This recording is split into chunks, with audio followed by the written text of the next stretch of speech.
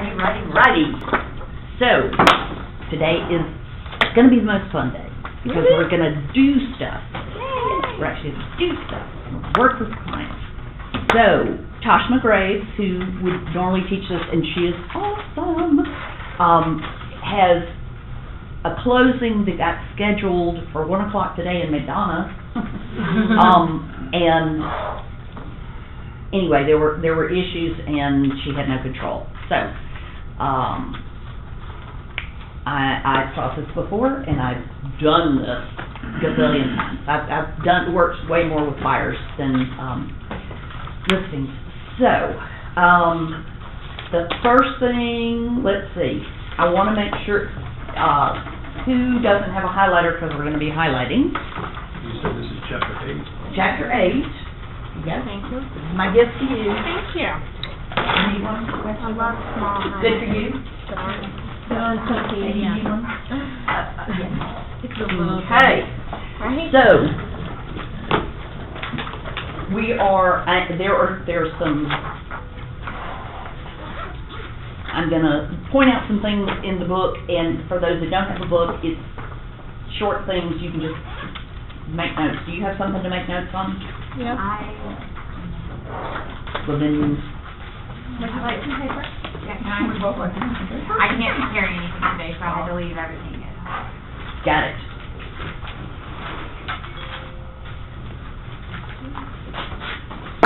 Okay. On I know, right?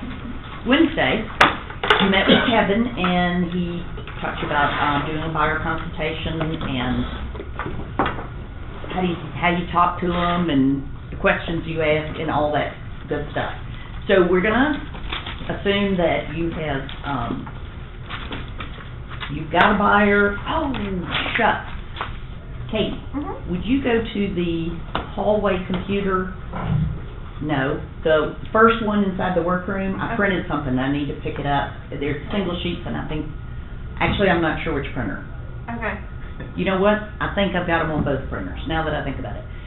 The ones on in the workroom are two-sided, and it's a sheet from the toolkit, and the ones in the hallway, it just says 5 must-haves. Okay. Could you grab them and bring them? Thank you. You're welcome. So we assume that we've got a client, we signed a buyer broker, we've had the consultations. I went ahead and made up 5 must-haves and that fit with this property. This is the McCarty Group's listing in the Branches, which is super close by. We're going to go here and let's see. Next week is going to be all about making a listing presentation, how to do a CMA, how to market your listing. But then the following Monday, we're going to make an offer, and we're going to make an offer on this. So I'm trying to have some continuity of, okay, we're using the set. So please save the agent full and buyer full. All right. How about, yeah, or split. Okay. Awesome. So we'll build on, working with this listing. So if we want to, we're going to talk concept in a minute, but the first thing we have to do, we're going to see this, is that we've got to make a showing appointment. So, I just want to demonstrate, this home happens to be vacant, but in the private remarks, RJ has said, please schedule using the schedule of showing link above and go. House is vacant, ready for you.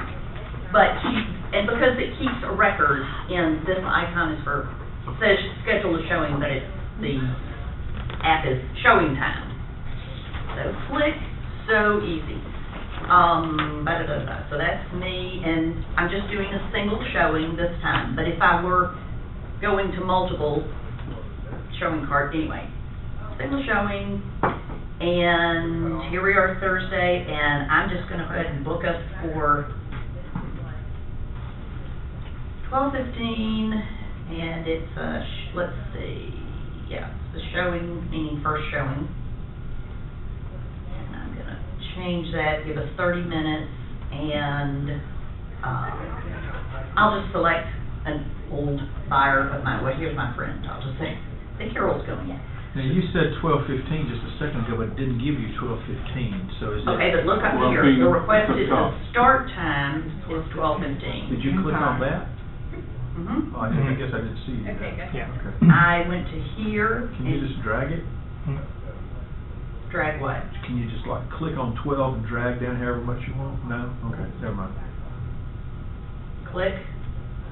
And then they assume you only want 15 minutes, but I want 30 minutes. So from 12:15 to 12:45. So the reason that Carol Colt shows up is because you created her as a contact in the FMLS? Mm-hmm. So if you These are all don't, past clients except for Carol's but if friend. you don't have Carol in the FMLS, you have to go and put her in there before this thing works? Mm-mm. Fortunately, as it indicates, this is optionally indicate the buyer's name. Okay, This step is definitely not required at all. okay. Um, I would assume most people don't do that then. Well, no, let's say you've already created a search in FMLS for your client. If you want it to send automatic emails to your clients, you have to create a contact. No, I understand that. I'm saying, I can only assume that the listing agent is going to get the name of your prospect. No. Okay, okay, This is in my sign-in. okay. This is, no. Because this does whole not- reverse, what do they call the Reverse reverse? prospecting. Yeah, okay, Showing time is not a part of that. okay.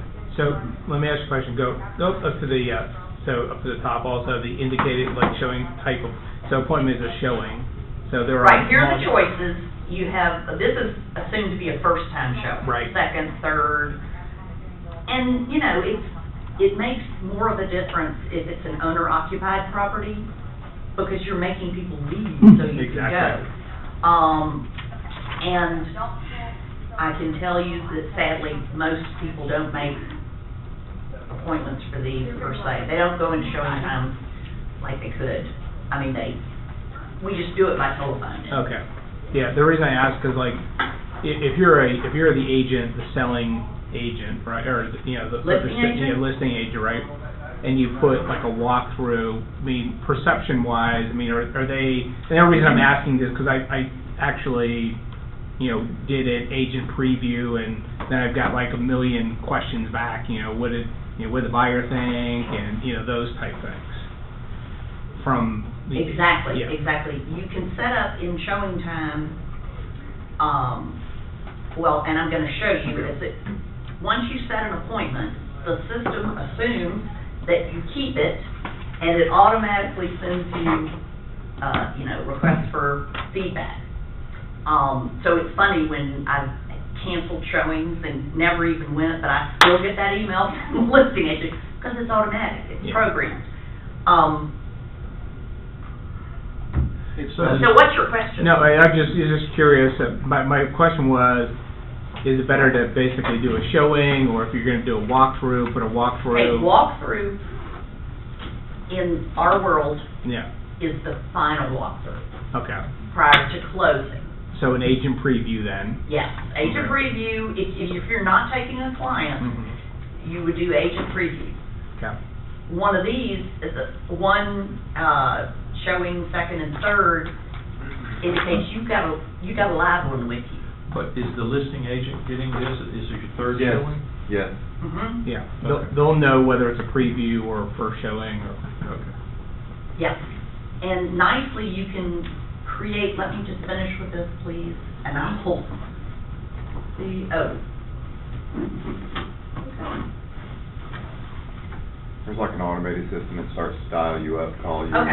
and verify things. right, and I'll go back to my agent profile, where I can choose, do I want it via text or email, both, phone, no, Yeah. and both when you have a listing and you put your listing in, you can,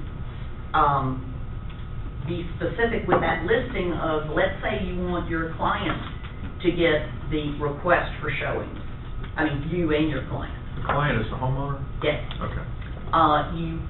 So there's a lot of, it's a great system, so, and you can say whether or not the client actually gets to accept or not, and, but you would get notifications all along the way. So it's a nice system, it saves a whole lot of phone calls and a whole lot of texts. It's a real time saver. But you say that most people use telephone. No, that was when, the inspector or the appraiser are coming by. I haven't seen many people there, I didn't even know that that was an option, that you could request an appointment for For the the photographer. inspector. I saw the photographer. I'd never seen that before. Most people just text the other side, okay to, inspection, or appraiser's coming over at such and such.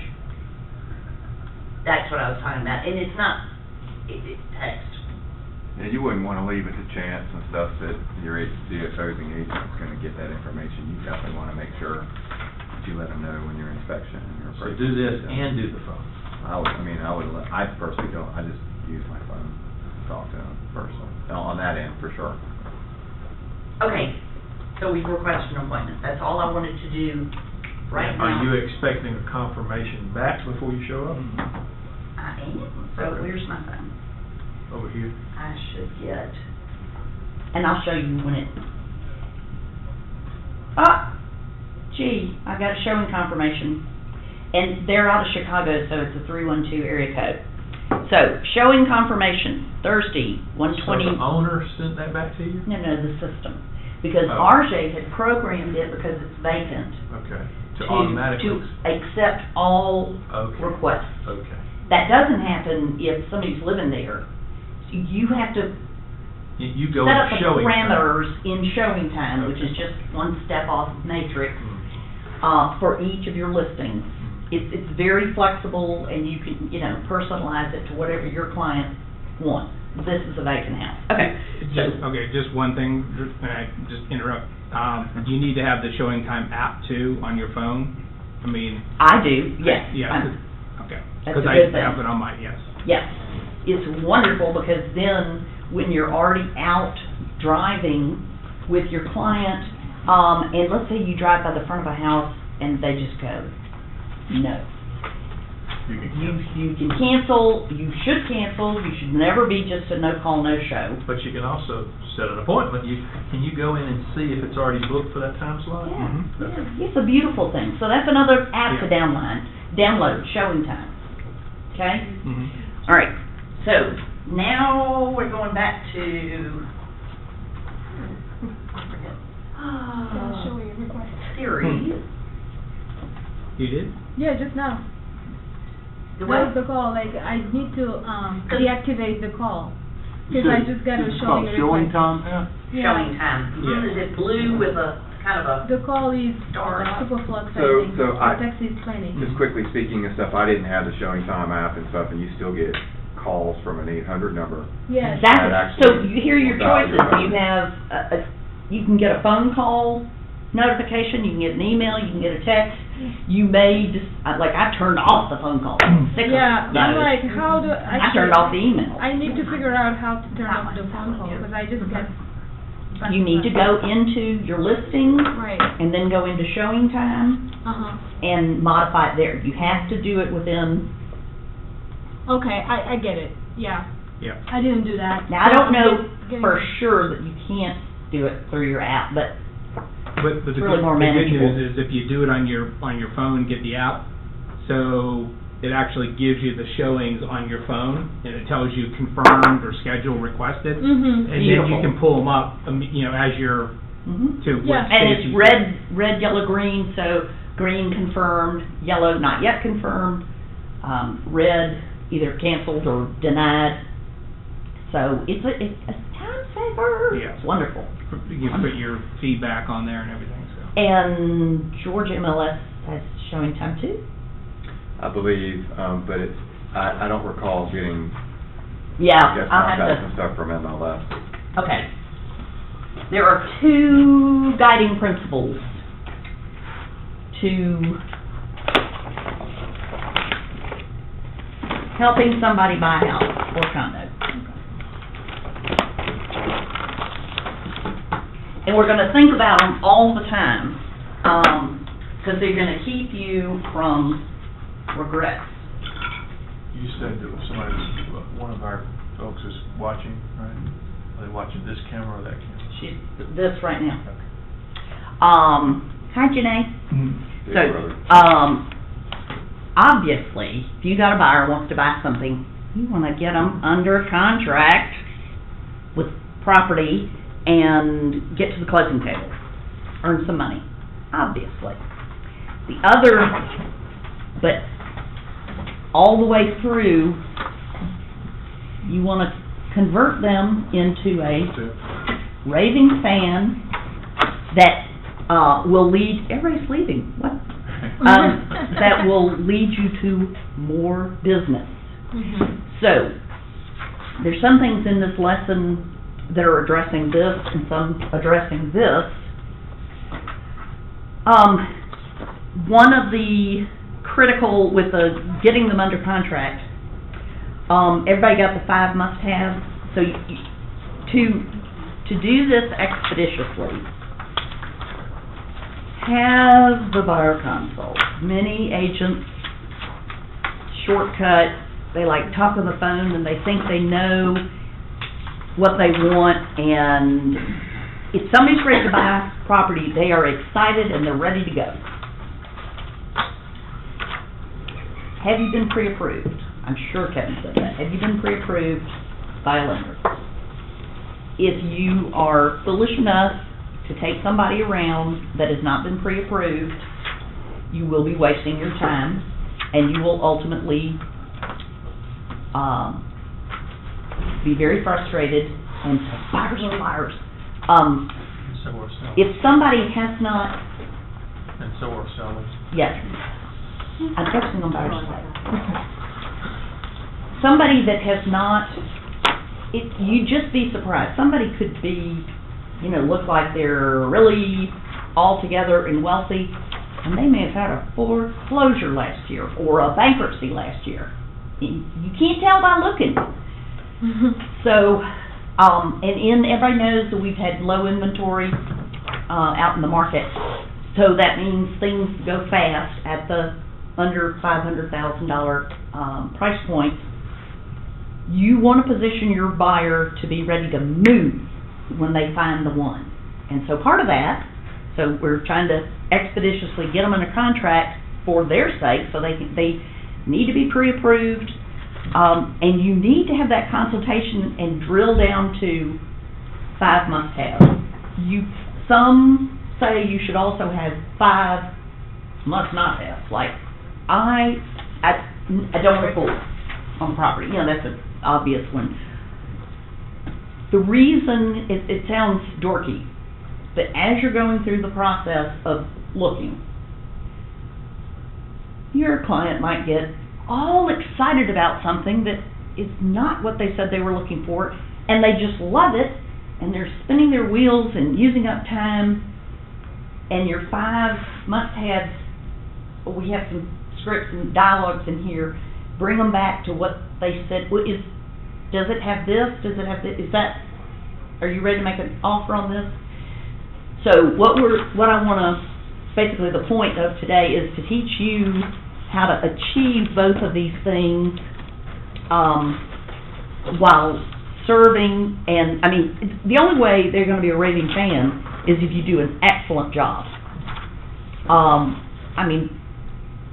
So this is what keeps, this is your motivation, and then this is your business's motivation. So, do you see that book, Missy? I do. You see my smile. All right. Thank you. Good morning, everybody. Okay. So, some of the things, and let's see,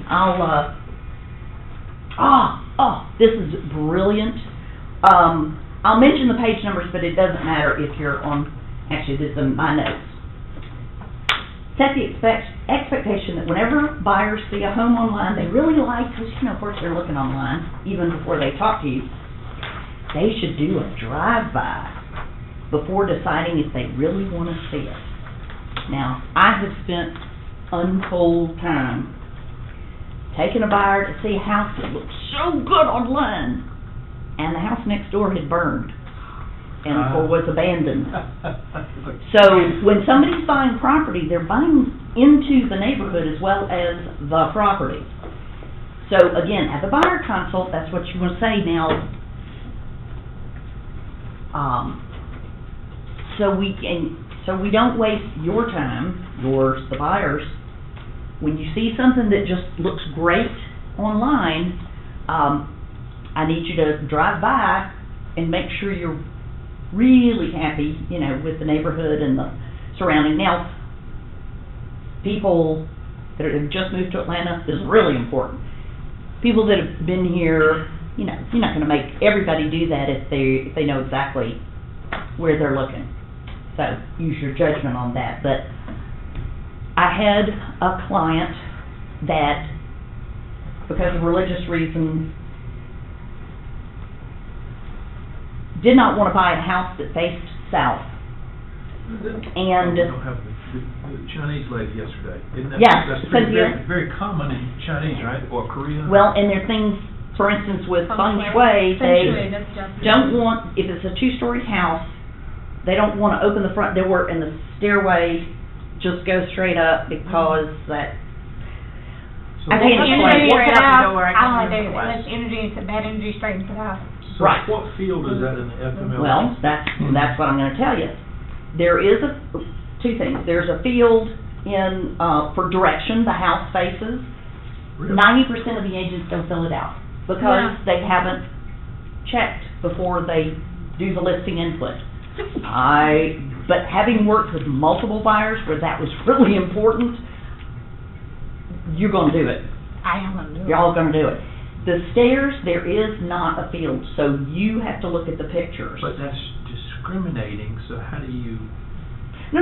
When you have the buyer consult, right? and they say to you, I do not want a house, you know, you have 5 must-haves, that would be in the 5 Right. Deal breaker. do not want. 5 deal breakers. I will not buy a house in which the staircase comes straight to the front door. Then you've been directed as their agent to weed out. Do you need me? Okay. Weed out those homes because don't waste yours or their time. That's not discriminating.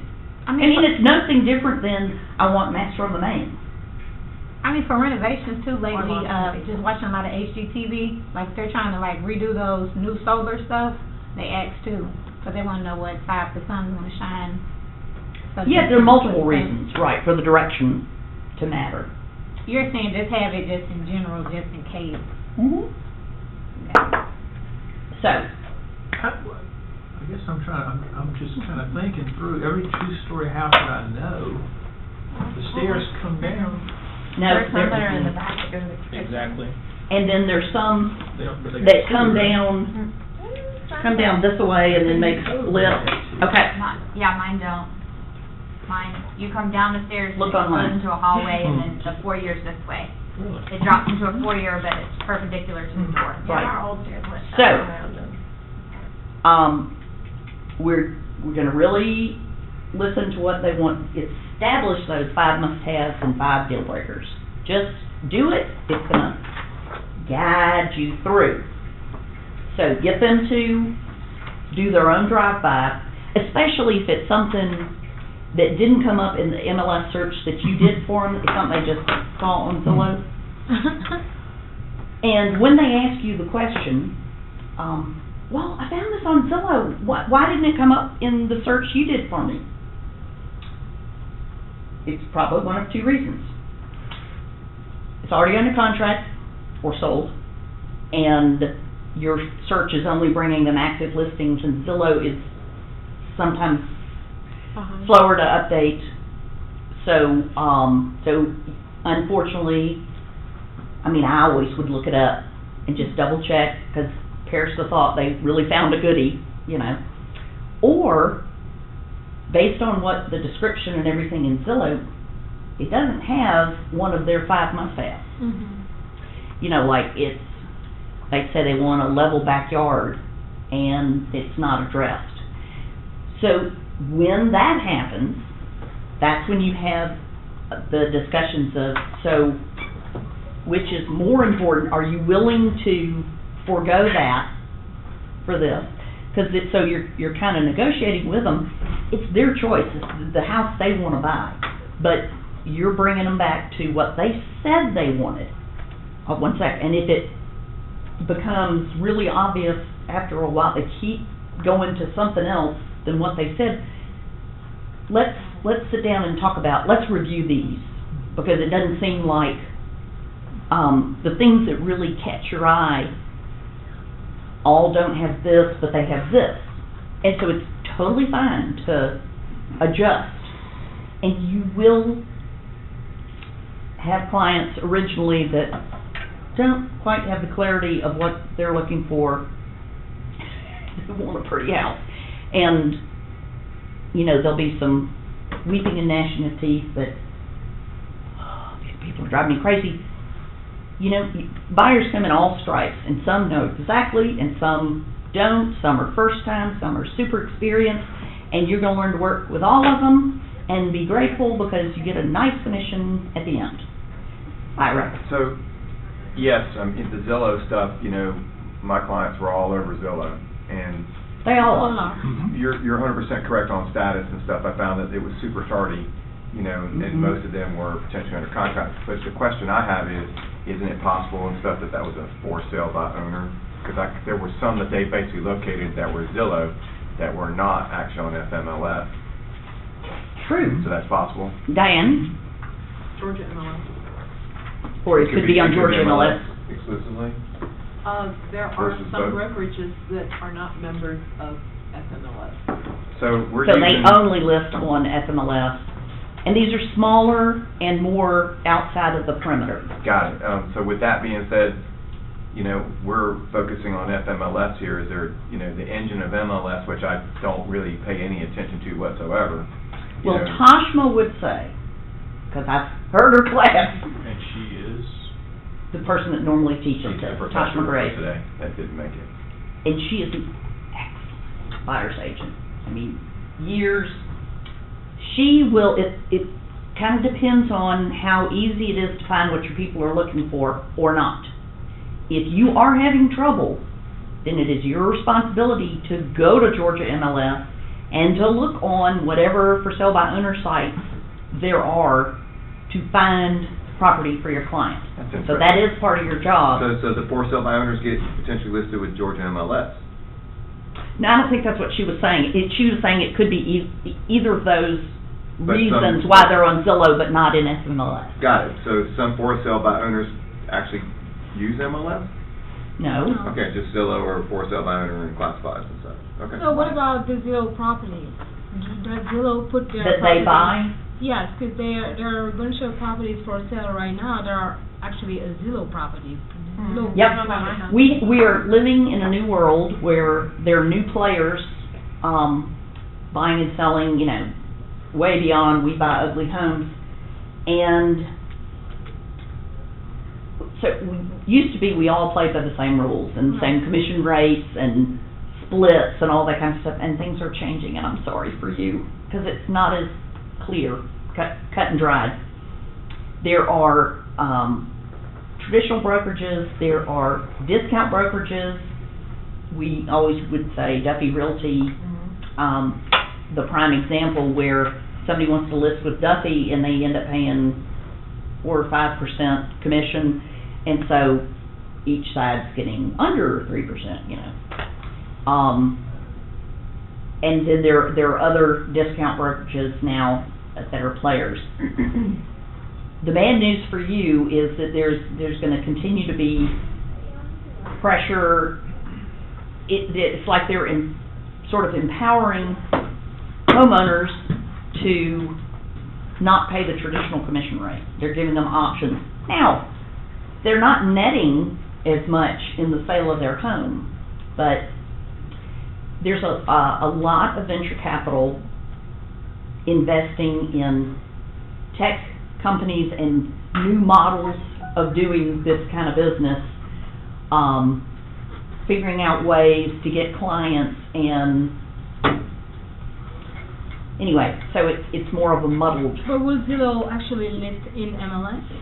Yes, They will list in FMLS. I found several properties that were Zillow that were in. yeah, I thought they did, yeah. All right, that was really, I mean, it's disruption. We just Right. need to figure out a way to adapt. I to mean, that. yeah, They come, they go. right.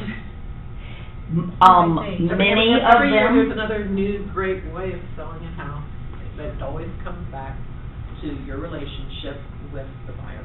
Right? correct, and just because these companies have launched and had a lot of venture capital behind them to get them launched, they're not all turning out to be profitable, so they ain't gonna stay in business, so, 'cause, anyway.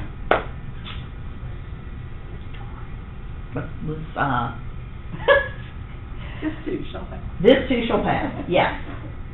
So, okay, we made our showing appointment. So what would be an example, let me find it good.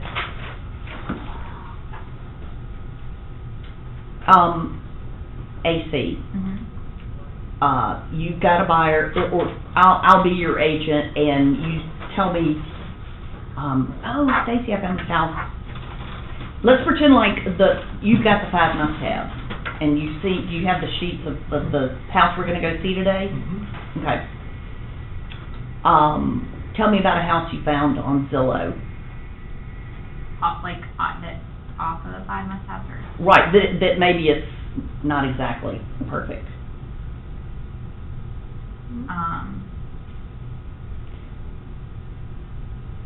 Well, y'all, you heard me, the point when they will send you on wild goose chases. Mhm. And rather than what we call a pop-up agent, where client calls, you pop up and go, you get the 2 strategies are, run it through the grid of the must-haves and the deal breakers. And if it doesn't match, if it does, yay, add it to your list to go show. If it does not match, then you just ask, okay, does this mean you're changing what you're looking for? Or are you willing to trade? And then the other is, okay, how about you go, drive by and make sure you're really comfortable with the neighborhood and the street and the yard, all that kind of stuff. Okay, so that's all about that. The book teaches that when you're going to go to 5 to 8 houses, 8 is pushing it. 6 is better to cap it off at 6, just based In on what period of time? 3 hours. Okay, so one day. Mm-hmm. Yeah, I did 7 on our first day.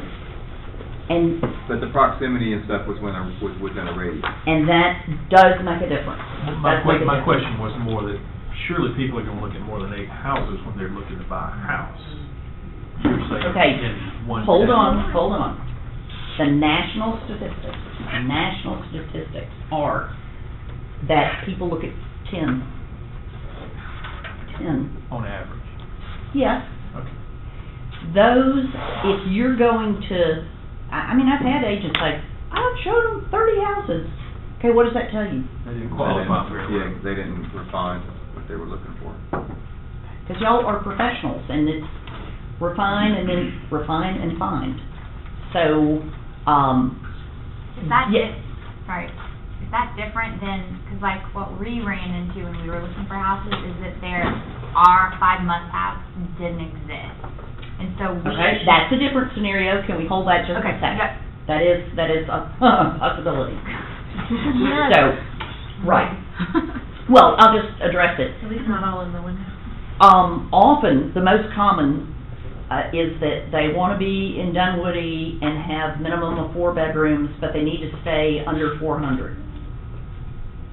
So, what I do in my buyer consults is I'm in one of the conference rooms, got the big screen TV, and they tell me what they have, and I do a search, and I'll show the map where they are, and if you get 0, then I'll change a parameter and maybe go out further, and so that to get their combination of 5 must-haves, they may have to look in Woodstock, or, I don't know, Hiram, something. So you try to get to reality. Did your agent do that with you? She did, so it's a little different, because I'm very OCD, so like, when we called, our agent is a family friend, so that, she's more like an aunt to us than Okay. us. So it was more like, hey, you know, we have these 15 houses, none of these have all 5 things that are must-haves, but they have at least 4. And so we kind of did that to see, you know, and it wasn't that we went to all 15, because there were a lot of them that we drove up and we were like, meh. And so it was quickly, and we made it so that it was like probably 8 or 6 to 8 at a time, where we did a day. There you go. That's what I was saying, is it And it usually worked out that 2 of them we immediately drove up and drove back out. So, a couple Saturdays ago and stuff, I had my buyer clients, and they wanted to include their parents into the fray. So Oh, yes, lovely. with that, I knew they wanted to be somewhat in proximity to their parents. So we all met at the parents' place and stuff earlier in the morning on a Saturday, and I had already pulled 12 or 13 properties that were within a 10-mile radius of mom and dad.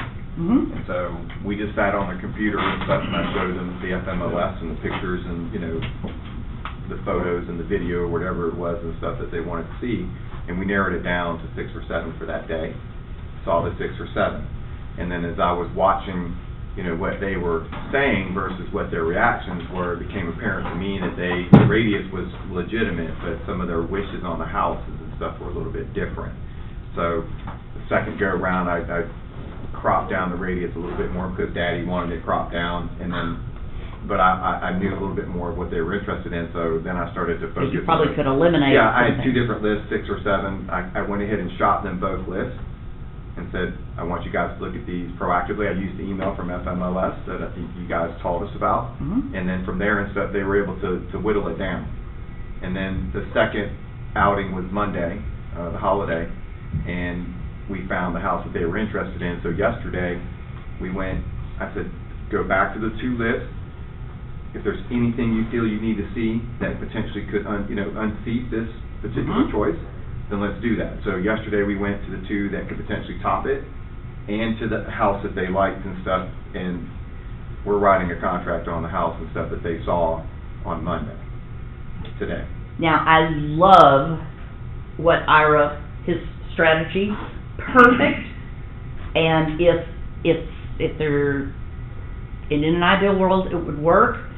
If somebody's going for something in a market where it's just flying off the shelf, he might have should have said, let's write the offer, and we could still go see those second and third Agreed. on Tuesday, because they can get out of it during due diligence. Right. And when you first send the offer over, rarely do you get a response same day. It's usually the next day. Right. So you're getting your place in line, and you're buying your, if they're not sure. No, you're right. And so like from the first weekend of activity and stuff, there was a property, there was like 3 of the 7 that were potentially of interest.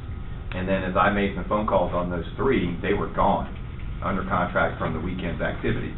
So then I actually said to my buyers, I said, you know, we need to do this a little bit differently. We need to be showing properties during the week. We need to be under contract by the weekend. And so she's right, but you know, in that particular case and stuff, I know. they and needed as long as, Daddy and Mommy to see it and so on. So right, and sometimes your people don't want to cooperate with the, now. especially when you got multiple generations involved. Hey, that's reality. So with that, you know, there was.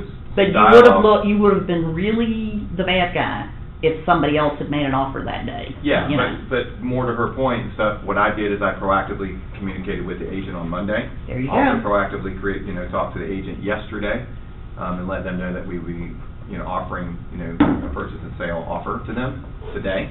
And if in fact there was anything else that came in, that they would at least give us an opportunity at a best and final. Thank you, and we would have gotten to that at our class session number 9, but that is best practice. When your client says they wanna or think they wanna make an offer, I mean, when I'm in the car, Oh, absolutely. I call the listing agent, have you gotten any offers? 'cause you don't wanna build them up and their hopes up. If Right. they already are holding 4 offers at list price or better. You know, so, and it's not that the listing agent is, you know, they don't have to change the status in FMLS until they're binding. So, you call the listing agent, I mean, I'll pull over to the side of the road and call the listing agent and, have you gotten any offers? And then, well, we just saw the property and, my buyer has some interest. You don't tip your hand that they're doing backflips. And, we're considering making an offer if you're not already for sure. But yes, you keep in touch with that listing agent. Yep.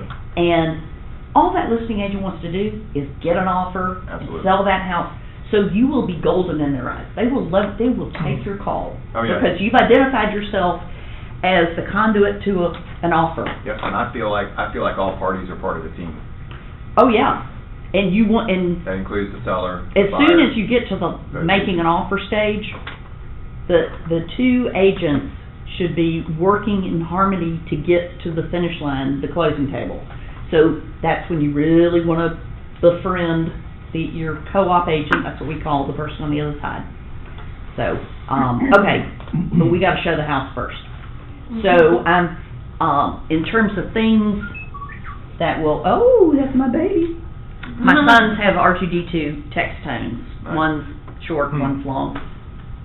In order to accomplish this goal, I mean, one's R2D2 happy, and one's R2D2 Kurt, which is a longer one. Well, at least they're not Vader. Now, What's EM again? all right, I hadn't said yet. Yeah. Earnest money check. Before you go out, as you're making your plan, you know, you're talking to your client, okay, are you available Saturday morning, blah, blah, blah. If we find, you want to tell them, if we find the one and we want to make an offer, now not everybody has checkbooks, but in case they need to move money from one account to another, and yes, you can do a lot electronic banking, but if it's like with a brokerage and they need to call, then they're not open on the weekends. I'd like you to basically tee it up, get your earnest money in whatever account you need, so that if we find the one, because chances are we'll need to turn it in within 3 days of going binding. Part of this is salesmanship. This is getting them excited. It's a reality when they got to write an earnest money check or get the bank to write them an earnest money check. And I believe we just have gotten the capacity to accept wires. So we're not going to get into the weeds about how you get the money in today. But part of your salesmanship of, getting them excited about, we're going to find a house, is to get your earnest money lined up wherever it needs to be, so that if you're going out Saturday, so that by Monday you can get it in. Does that sound reasonable to you? Oh, I told them Monday, I said, if you guys want to get ready to buy, when our offer goes in, the earnest money check will be photocopied and it will be deposited. And you could do that. That really shows. Yeah, and I received that check last night. Typical, by the way, the industry standard is 1% of your offer price is what you should put down as earnest money. Yes, you might offer $200, and so it's an earnest money check of $2,000, and because of negotiations and counters, you end up paying $205. You don't have to change the check. It's okay, if there are moderations. And it does, speak well of your buyer to have the check already written out and you photocopy it and send it in. Because when they're deciding whether to accept your offer, they don't want to take their house off the market unless they think you can make it to the finish line, meaning you're credit worthy, you've got the money, or you have a lender has said, yes, we'll loan you this money. You qualify to buy a house at this, price. So it's the whole selling thing. So the drive-by was, again, to not waste time. If they come up with something and you suggest that they drive by and make sure that they really like, the neighborhood. Now, let's talk for a minute about what we can do to make the whole experience of finding a house and going under contract, so they are just like, you were the bomb. I'm gonna write day before. Okay. Whether you're taking them in your car or not, because some people want to meet you there. You know, they don't, it's lovely if you can ride together because you can talk, you know, between houses. Sometimes when I've worked with two professionals and we're all coming from different directions, just sometimes it doesn't work out. Or they've got a car seat, you know, anyway. But what is best practice to do with your own car the day before? Clean it. Gosh. And what else? Declutter. Well, that's wash, clean. Turn it into an Uber. Gas. Fill up with gas the day before. Let me tell you, I have made this error. I've got my alarms set for, you know, when I need to leave to get to this. I need to stop and fill up with gas. Not professional. So, now, it is, again, we're focusing on how are we going to turn them into radio stands.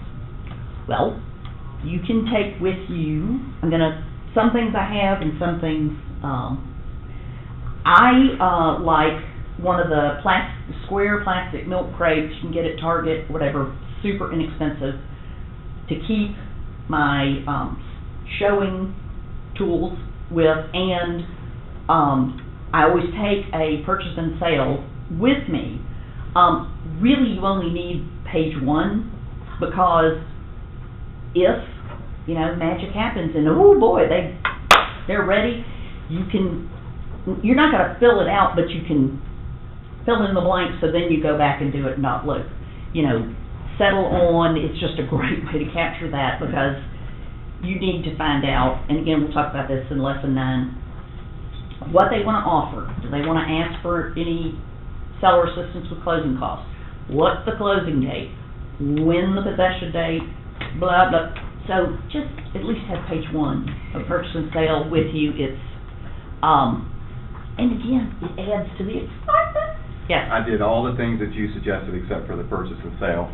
I had clipboards and stuff where I basically had the FMLS information for them. Can I borrow your clipboard? Yeah. I am a huge fan of clipboards. Yeah. Can I take this off? Yeah, that's fine. Well, anyway, what? So, and then the other thing that's funny is I have this in my car anyway. I offered them a choice of assorted flavors of Tootsie Roll Pops and Werther's candies. That's where I was going. You did. I always I brought this in just because it's an insulated thing. Of course, obviously a little cooler. Water, let me tell you, when you're looking at houses in the summer, Yeah. it's tough duty. So I would bring water bottles. You can do, depending on how long you're going to be out, you know, not huge. You check the weather, make sure you have enough umbrellas in the car for however many people are going. This is to represent a flashlight. Sometimes, if the house has a crawl space, and depending on the weather, if it's, you know, rainy and cloudy, you can't really see in there. So yes, we have flashlights on our phone, but it doesn't always. So I do recommend a real flashlight that can, you know, with a beam. You'll be surprised. There'll be times when you need to, and it's checking out the attic and the crawl space typically is when that's going to come into play. I've even taken a client to a house where they turned off the electricity, and you know, it's still listed and everything, and it was in the wintertime, so, and you know, it's dark, so we're both going around with our phones. Anyway, it's really good to make sure the electricity's on. Okay, now you're going to laugh at some of these, but this is in your milk crate or whatever. Yes. It is optimal, and especially if people live there, unless you have a pregnant woman woman with you, but you don't use the people's bathrooms. So to that point, if you're going to 6 or 7 houses, plan midway to swing by a fast food place, so you can take a bathroom break, and you can tell them at the beginning, we're gonna stop by Wendy's and get a bathroom break. I mean, that's just courtesy. But in vacant homes, they don't always have this, and it's, you know, it's not as offensive if somebody's really gotta go, or they have a child that's really gotta go. So there's not an out for that? Keep a roll of toilet paper in your bag. I mean, I did not- foliage works too, right? You tell them to go outside. Just make sure it's the right one. If it's Yeah. like a little boy. No poison ivy, but foliage. You are trying to create a raving fan. So this is the old Boy Scout, be prepared. I didn't put it in here, but a roll of paper towels would be, whether it's in your car, in their car, or in a property, they spill something, you know, they've got a drink, and well, even if it's just water, you are obligated to leave that property in the same condition as when you got there, and accidents happen. So I also have a trash bag. You just never, especially when you go into vacant homes, they don't have nothing, and you know, people may need to throw something away. And then if you're gonna cross over the lunch period, I keep extra napkins, and I even have a bag where I keep like forks and straws, because sometimes you go through the drive-thru and they don't give you all that you need. Yeah, I know you guys are thinking, this woman is crazy. I'm wondering what else you're gonna pull out of Oh, there. there's The more. party bag. Hey, I considered my outings and stuff with them as field trips. So, Yep. I mean, you know, they're excursions, you want, and yes, I have, I mean, I got a. This stays in my car, in Well, I got the a- console. I got a keep toolbox, one in my I got the milk crate you talked about, Oh, yeah. I got a flashlight, I got it all. Because when they're at the point of wanting to measure, well, as we're doing this, I want to kind of go into the go segment. When they talk about placing furniture, they want to measure rooms, they're talking about where they put the Christmas tree. That house is, they're really thinking about that house. So you're, you know, not only looking, I think Ira mentioned, looking for, you know, the facial expressions of, you know, when they really react. And of course, not everybody is that outward. They're processing on the inside. So, but if they're really warming up, they'll start to say things that'll, you know, give you the signal. This could be the one. So could you see yourself living here?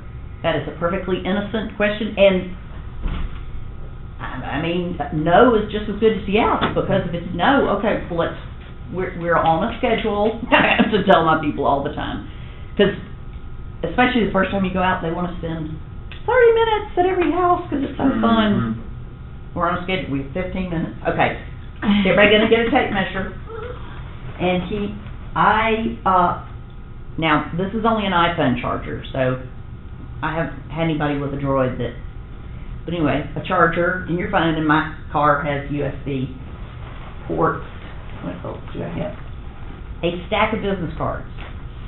When and you'll see when we go today, when you get to the property, sorry, new icon for EQ.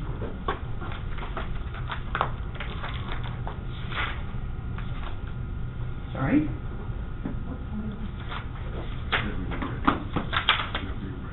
Woohoo!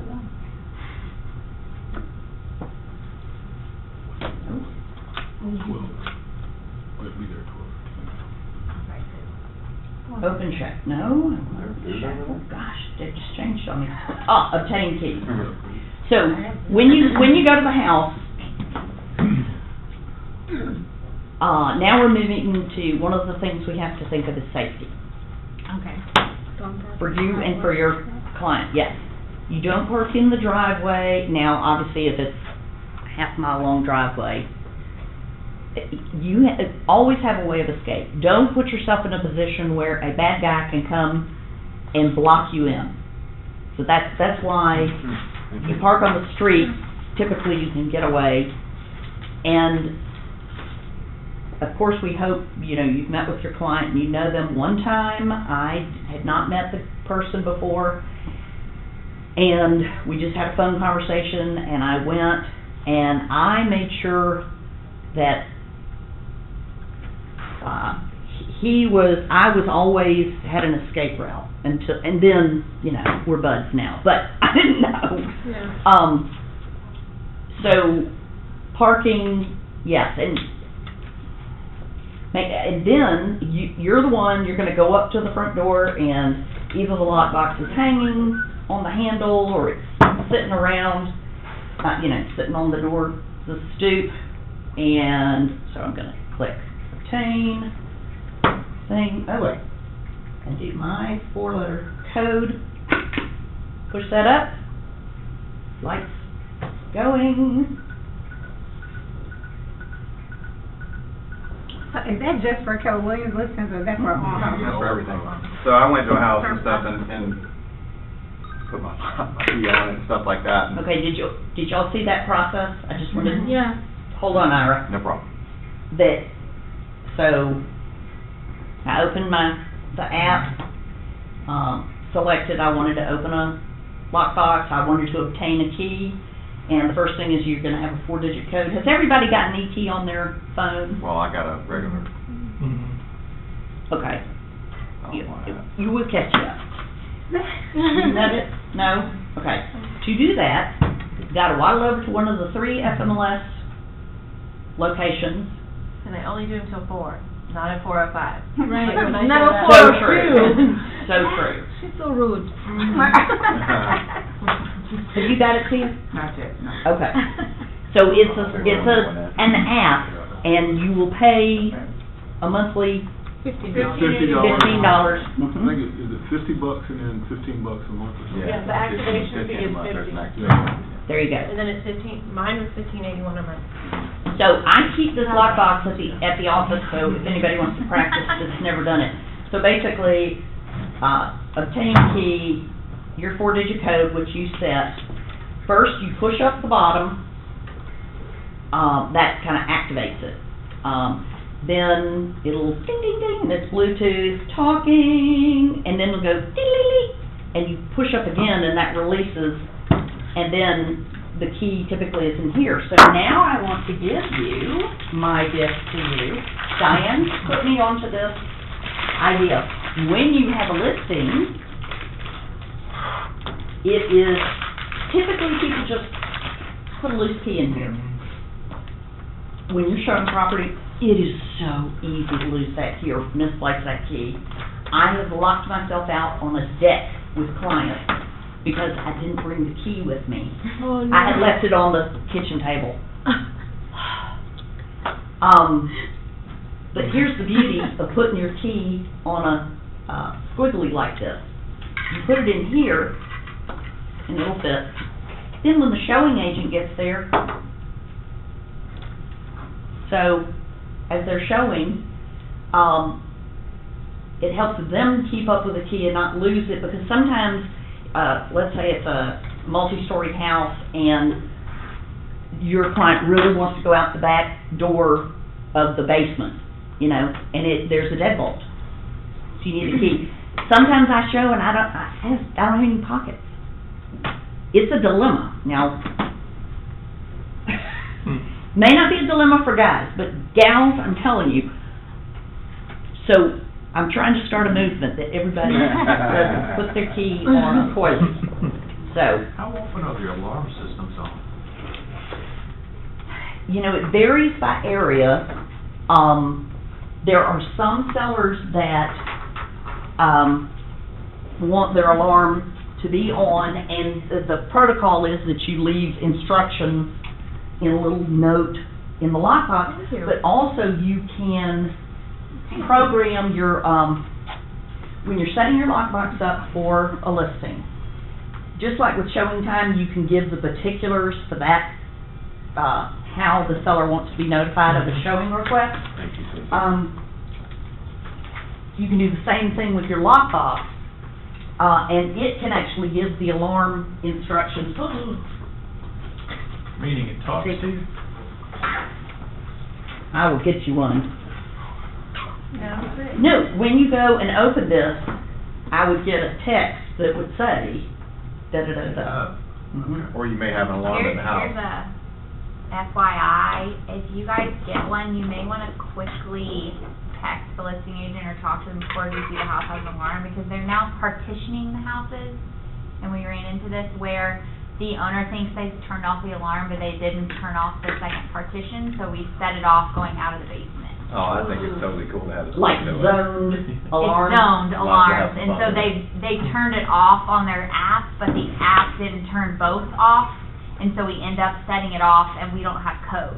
Well, on my house. I'm just saying, if you see that there's an alarm, I would ask, is this zoned or partitioned, and to make sure that you've got a code, because it happened to us 4 times when we were looking at it. Oh, my You God. will put the alarm code anyways, and agents will not check out the confirmation. Like, I've had so many times, like, the police came to my house 7 times when I visited my home, because they would just get in there and, like, fumble, probably deleting all the confirmation text that they get from Well, showing time. I know we disarm them and arm the alarm back and stuff every single time. Normally they give But others, like you said, would care They less. will not, they deleted the put it right there confirmation, in the and by the private time remarks. they figured out, Or what the they send alarm it back code to was, you. it was too late. And I'm in a meeting, so I didn't pick up my phone when Ackerman called, and the police shows up. And you get charged. And then you I get don't charged. get charged, luckily my plan is like unlimited, like, luckily, because there They're was burned 7 out and times. fade away. Then, I've had the situation where, an agent, I have an assistant, Katie, the assistant put the lockbox at the listing, and it wasn't the particular lockbox that they said had been assigned, and so it had alarm instructions from another listing that had already been sold. Oh, no. Yeah.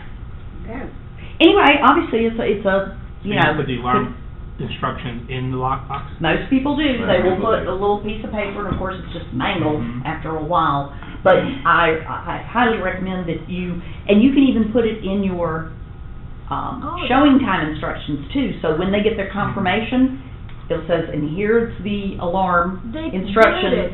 They delete it. I have it on showing time, and they delete it. They get back the confirmation, I guess, Oh. once they print their itinerary. That's a good idea, having to show in the box. I think In the box, yeah. showing time, and then you can have it in the lockbox instructions. Right. Right, but it is true that some agents will, and in your listing, in the private remarks. That's where we put it too. Right, so 4 places Okay. that you can put I it. didn't do that one. So is it on this one here? No, there's Is no, there a there's, safety issue with putting that on a listing that a lot of people can see? no, the private remarks only agents can see. Okay. Public remarks is the descriptive. Okay. Unless Okay. you send them the buyer pool. Right, okay, so, Or agent pool. in terms of the raving fan while you're doing the looking, we got a clean, gassed up car the day before. We come prepared with water bottles and snacks. You just never know. You plan a bathroom break midway, but you carry toilet paper, paper towels, umbrellas if it's raining. And yes, I know that some people have plenty of umbrellas. You know, the point is to make that impression that you've thought of them and you're prepared. You should dress in business attire and wear your name tag. You're working, even if they're in sweats, you're working. Okay? I mean, your business attire can still be pants, but especially when you're starting out. Plenty of business cards. So, we're going to open the door, and we always still ring the doorbell. Sometimes they're squatters, honey, the stories. Or the people came home for lunch and forgot that there was going to be a showing, and they had worked out and they're taking a shower. Everything you can imagine has happened. Not that seen them, and then you got the issue about the pets, if they've left the pets. When you first go in the front door, you don't wanna swing it wide. I've had cats run out. You know, it happens. So, Oh, my you dog go, attacks and even though it says it's vacant, you still ring the doorbell, and when you step in and you kind of body block because of cats, you know, the opening, and you say, realtor or agent showing, you just kind of yell out as a warning. I know it seems dumb, but sometimes there are people there. And then hearing nothing, then you open again, but just be on the lookout for animals, to not let them out. Isn't it normal and customary that if, let's just say it's on a Saturday, and the couple is there, the family's there, that they leave? Oh, yeah, oh, yeah. What happens if they don't? The agent should go and ask them if they, Can run Good. Walmart real quick. yeah, run down the Have a street. private time. Right, Okay. so my clients can see. Okay. From my experience, it's typically the, Right. just the older that, Depends where you live. I lived in Philadelphia, no one left. interesting. I went in that was the first market I ever moved to. I went in, I would say probably 50% of the homes, people were there, eating dinner, watching TV, you know. Okay, it honey, just, in Georgia, strange. we want them to leave. So, to that point, when you're having a listing presentation, you need to go over that point with your client of now, I'm gonna need you to leave and make arrangements for your pets. But, so you're gonna be prepared. What I do, I would strongly recommend that you go to the best, whichever you think is the best house first. Don't save it for last. And the thinking is, they will then be able to compare, yeah, it's a benchmark, and everything else. Now, my leaning, just my personality, is I want it to be efficient and geographically make sense. And sometimes I have to compromise on that if the best house is in the middle. I mean, it is kind of dumb if there are two houses on the same street. I mean, but this is strategy, y'all. Strategy. And so the best one first, so they compare. Another thing is that you want them to rank them, and some people use 1 to 5, some people say 1 to 10, whatever, with 1 being typically, you know, like if you do 5, we're writing an offer. 4, serious consideration. 3, and then, you know, 2s and 1s, like, no, move on. We're on a schedule, remember? So, and I love Iris clipboards. I like to give my buyers clipboards so they have something firm to press against, and they've got the sheet. They get a pen. Yeah, and a you clipboard. provide them a pen and a clipboard with the buyer full, and the sheet that when Katie went and got more copies, and we're going to take a break in 2 minutes. Wow. Here you go back. No, that's not it. If, for those who have a book, but if not, I can show you this. I've never done this, but it's page 18 in the chapter. It's a home tour checklist, really only if you've got first-time home buyers, where they can walk around and just kind of write comments about, okay, the kitchen or whatever. Most people are grown-ups and don't need this, but you can use it if you want. General appearance. This really is first-time home buyers on that. What's it called? Home tour checklist. It's page 18 in your session 8. But it's a way that whatever their hot buttons are, they can, instead of just free-handing notes, you know, again, you're just providing them with a tool that could make their process easier. They don't have to use it. So it's just a nice to offer. You didn't print that one, right? We can find it online. That's what I'm saying, it's page 18 of the Session 8 student manual.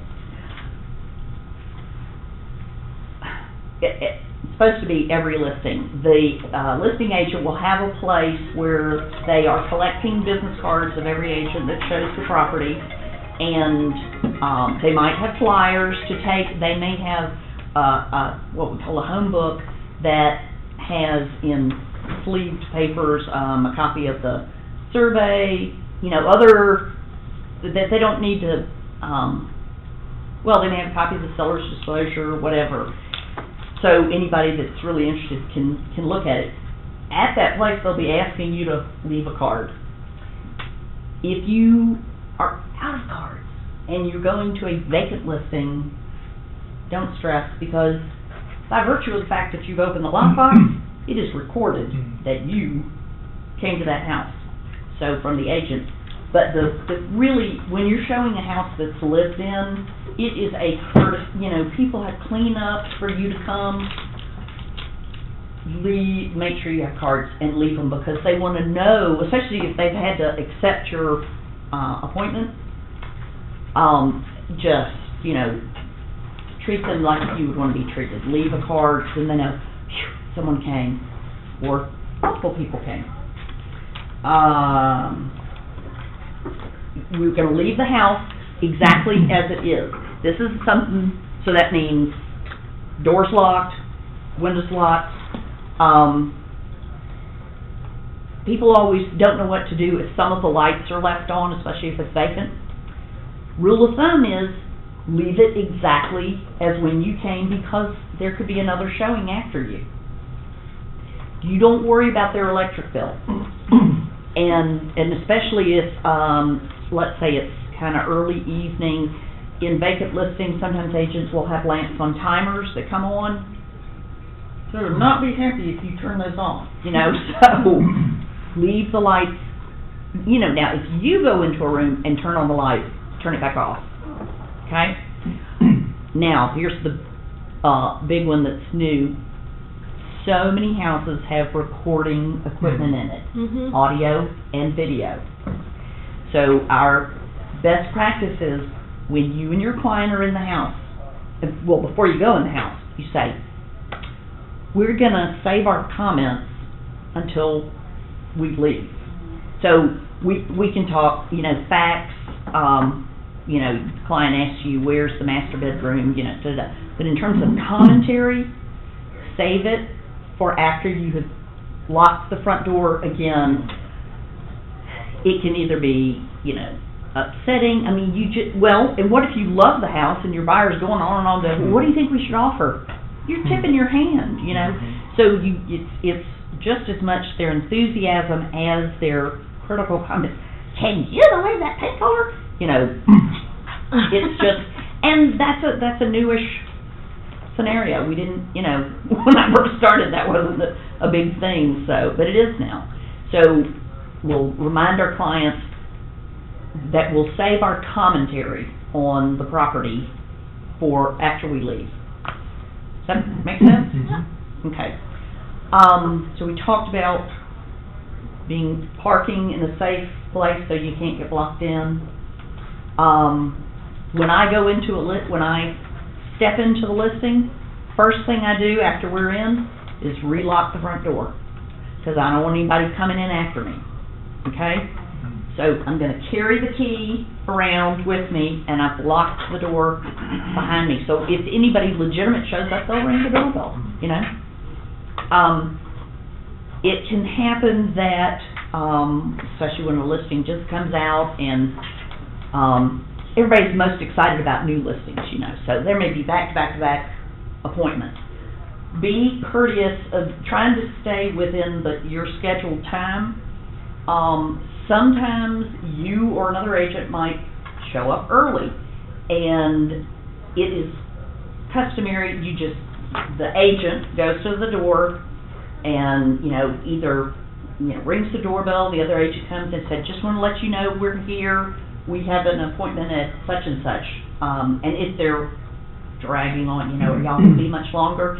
So you're working with the other agents, it's a cooperative, collaborative thing, but it will happen that, you know, you could overlap, just, you might have to juggle Yeah, tennis balls. I texted the other agent, you know, we had a range of time that we had committed to, and I knew we were running behind, so I texted the agent within about 45 minutes of that knowledge, saying, hey, we're about, 15, 20 minutes behind, is it still okay for us to see the property?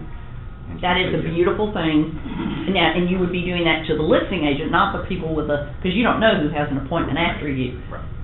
Courtesy, courtesy, courtesy. Right. Because when the shoe's on the other foot, you're gonna want the same, you know. I was so glad I went through this like personally, because like I have young children and having to get the house ready to show and then leave within an hour notice, and then the person doesn't show up and doesn't tell me, and I'm like, you don't realize I had to clean up toys.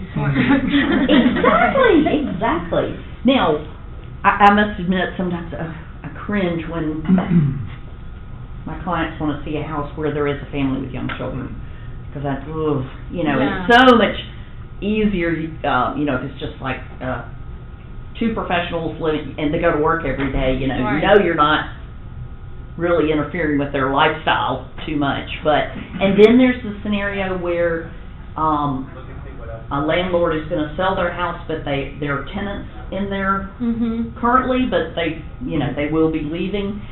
Whew, those are hard to schedule. Typically, they will want, 24 to 48 hours notice.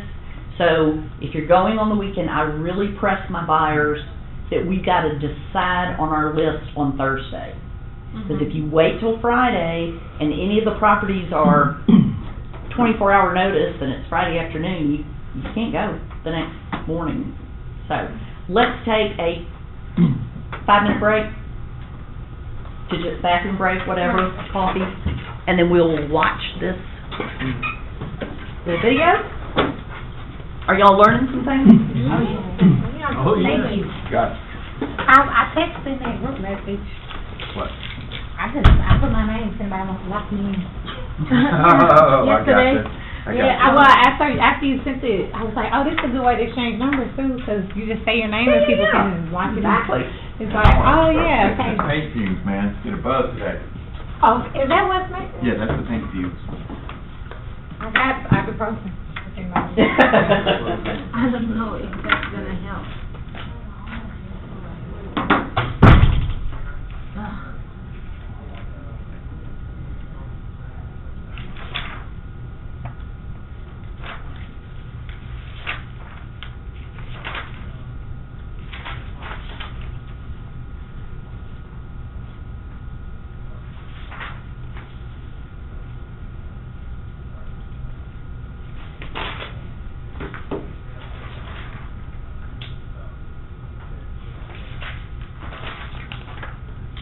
So we're gonna leave here and go see that house later. What time to what time? 12:15 to 12:45. Okay, that's not bad. And then are we And then coming it's back? dismissed? Oh, Yeah. dismissed. Okay. Order that, I assume it's the No whole worry, last I'll hour, and accommodate. that give us travel time. Okay. Thinking they're telling you where to order it from. Yeah. That's like 2 for $5 or something like that.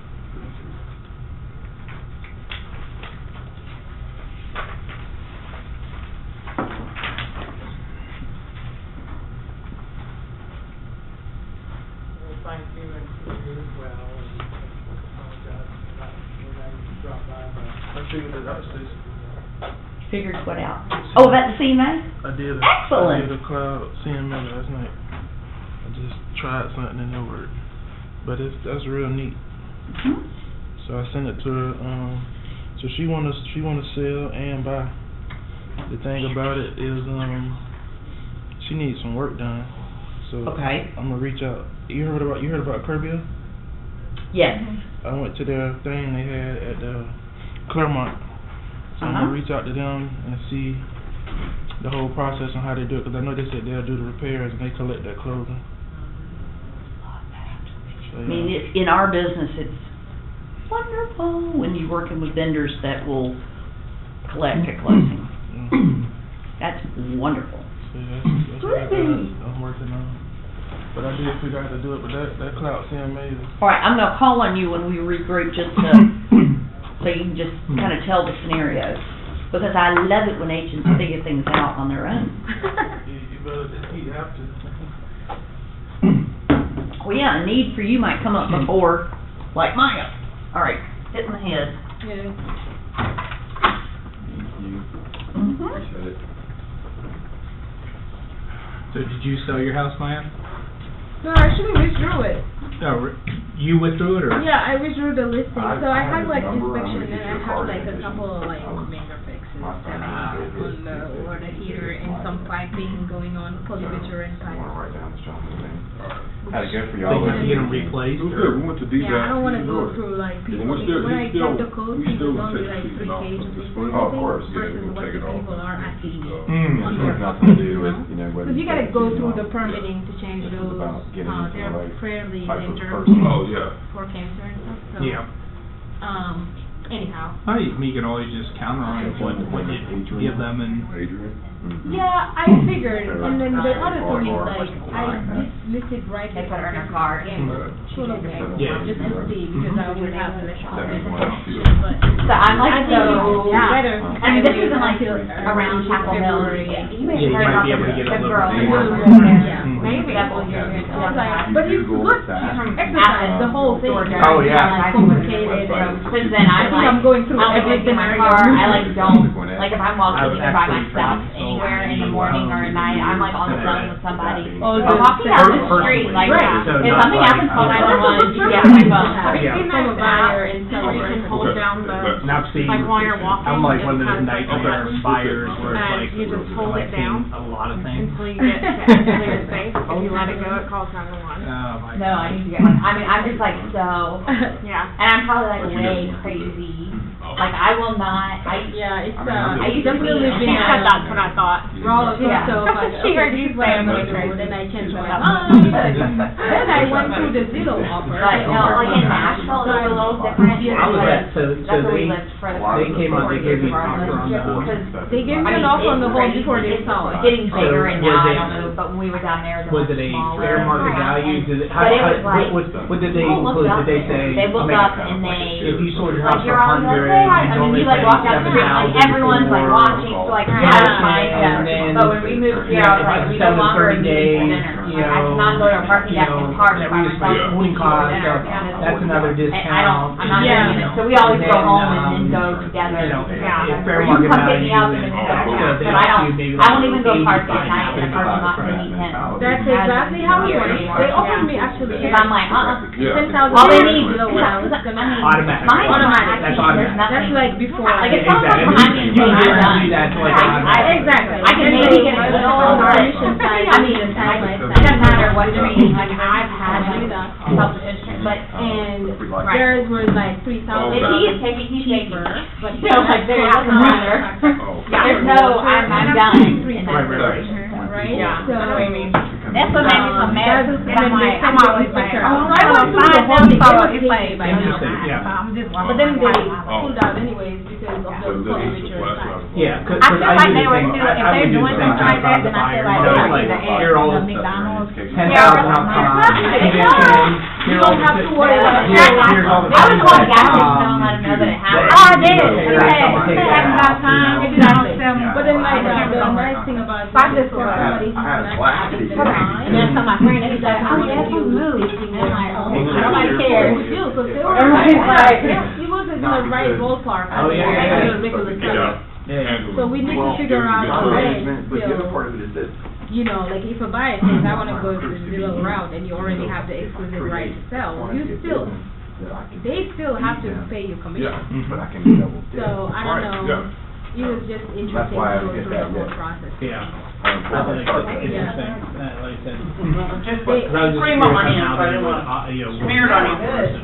Yeah, once they found out, like, Yeah. I didn't know that I should take amount they would have given me without that inspection before, you know, like, Oh, the, sign up. it wasn't, to me, it So was there's given a as pin. a My at all. Outline. Because I was Well, angry Terry that. Montana, But I'm smart, so I know what I made up. Somebody doesn't want to do I that. was just irritated, well, I needed to read, Have you you know, ever, sometimes an update anyway to fix that, and I was just have you irritated, ever because I had an outline, I Carvana? could edit it, Carvana, but yeah. I Have you had ever to go used all over. them? Because No, I made my, some last time last year, because they, so I had Okay, the reason I ask is, everything. I never mind used it. I I mean, love you it. guys can see and You stuff don't like have that, to I mean, I brought my laptop in. like, Yeah, sometime exactly. and, Stuff like that. So, I mean, so it was actually pretty fair, and, I need to you tell know, you. they offered them, So I you didn't know, bring it. So the day of return, yeah, offer a certain price in their car, Clipboards knock and it up that to the kind of stuff on top, paper. you know, 7-day return, whatever it is. whatever it is, Carvana. But Yeah. you put that, You're talking about Carvana. already, because. Okay, we're gonna watch this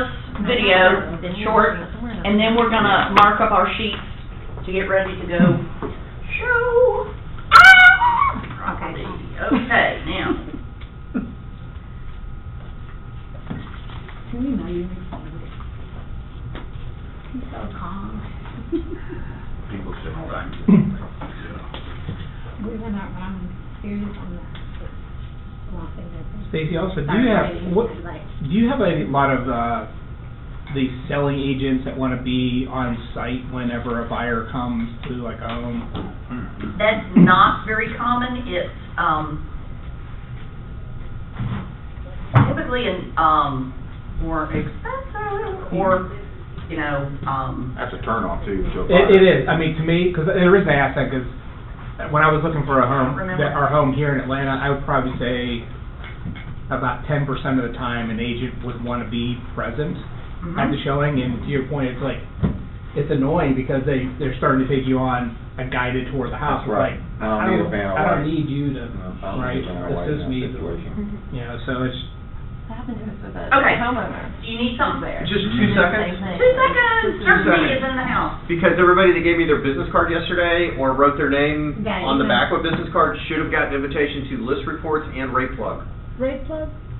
Rate plug and list reports, you should have gotten invitations to both. 2 emails or 1 email? Would have been 2 separate emails. emails, I think 2 I separate got- programs. I think I got one. Tim, Yes, you were, I got it. Oh, okay. I thought you were calling my name too. Pete only got one. I invited you to this report. You invited me? Yes.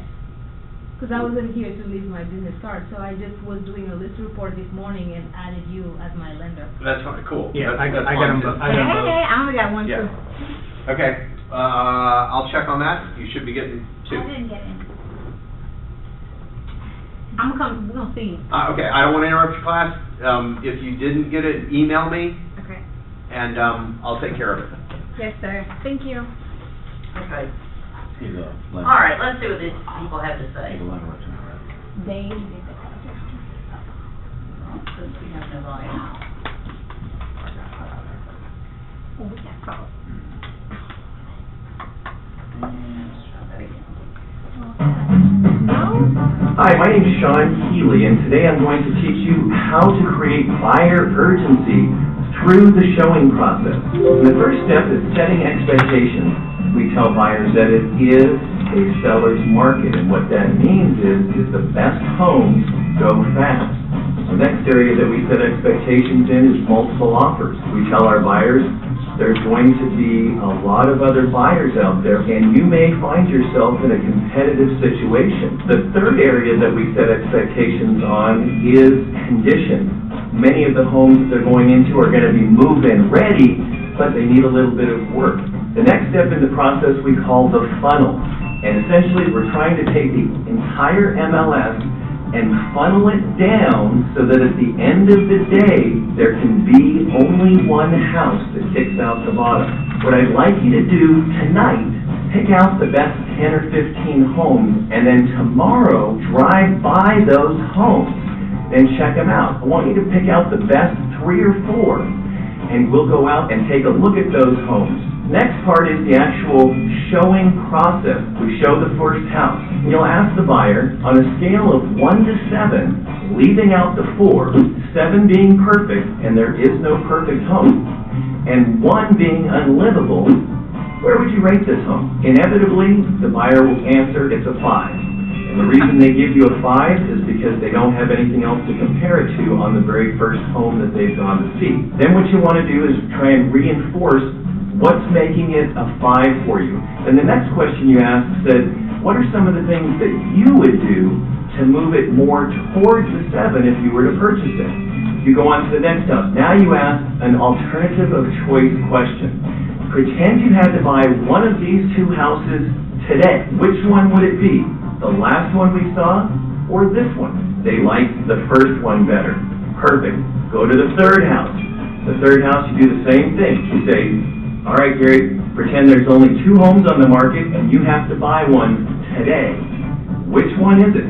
The first one we saw or this one? And they say, this one. And you repeat that process over and over until you get to the last house. At the end of the day, you say, well, it looks like 123 Main Street was your favorite house. So right there from the house, we call the listing agent, find out if the home is still available. Let's go back to the office and get this property written up before somebody else gets it. My biggest aha out of this came when I was out with one of my first-time buyer families, and we drove up to the first house, and my buyer said, I don't even want to go in that one. What he ended up telling me at the end of that trip was, Sean, what I want you to do is print me out a list of every home that matches my criteria. I'm going to drive by those homes, and I'll tell you which ones I want to see. Aha! Hey, thanks for watching KW Connect, and make it a great day. All right. What's something you heard, I mean, recommended strategies and whatnot? Set expectations. Set expectations?